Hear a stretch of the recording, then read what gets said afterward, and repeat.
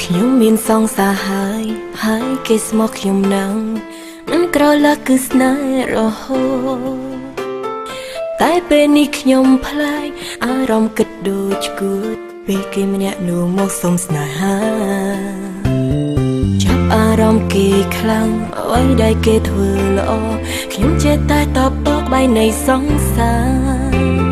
ហើយខ្ញុំអូនសំឡាញ់ពាក្យផ្អែមដែលគេវាចាខ្ញុំច្របល់អរអស់ហើយខ្ញុំដូចជាចង់លេងសើចនឹងគេទាំងមិនមែនស្នេហ៍ពិតខ្ញុំចង់នៅក្បែរនៅចិត្តសងមើលចង់ហៅគេបងសំឡាញ់តែចិត្តដូចនៅផ្អើលព្រោះខ្ញុំមិនធ្លាប់ក្បត់ចិត្តសងសារខ្ញុំដូចជាចង់លេងសើចនឹងគេចង់ស្នេហ៍គេខ្លាំងណាស់ហើយដឹងពីអ្នកមិនប្រាប់អ្នកណាចង់បំពេញបំណងខ្លួនឯងលាក់បាំងផ្នែកសងសារទោះដឹងថាក្តីស្នេហានេះមិនស័ក្តិសម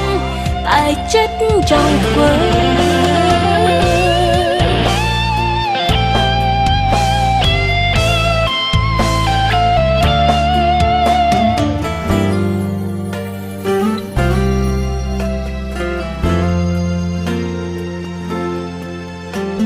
ខ្ញុំមានសង្សារហើយគេស្មោះខ្ញុំនឹងមិនក្រឡាស់គឺស្នេហ៍រហូតតែពេលនេះខ្ញុំប្លែកអារម្មណ៍គិតដូចគួរពេលម្នាក់នោះគេមកសុំស្នេហាចាប់អារម្មណ៍គេខ្លាំងអ្វីដែលគេធ្វើល្អខ្ញុំចេះតែតបតក្បែរនៃសង្សារ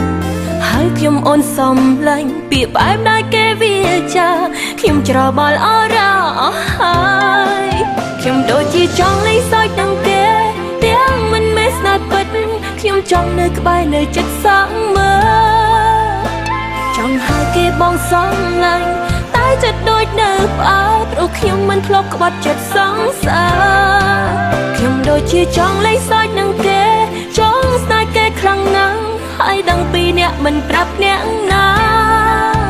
ចង់បំពេញបំណងខ្លួនឯងលាក់បាំងផ្នែកសងសារទោះដឹងថាក្តីស្នេហានេះមិនស័ក្តិសមតែចិត្តចង់ធ្វើខ្ញុំដូចជាចង់លេងសើចនឹងគេទាំងមិនមែនស្នេហ៍ពិតខ្ញុំចង់នៅក្បែរនៅចិត្តសងមើលចង់ហៅគេបងសំឡាញ់តែចិត្តដូចនៅផ្អើលព្រោះខ្ញុំមិនធ្លាប់ក្បត់ចិត្តសងសារខ្ញុំដូចជាចង់លេងសើចនឹងគេចង់ស្នេហ៍គេខ្លាំងណាស់ហើយដឹងពីអ្នកមិនប្រាប់អ្នកណាចង់បំពេញបំណងខ្លួនឯងលាក់បាំងផ្នែកសងសារទោះដឹងថាក្តីស្នេហានេះមិនស័ក្តិសមតែចិត្តចង់ធ្វើ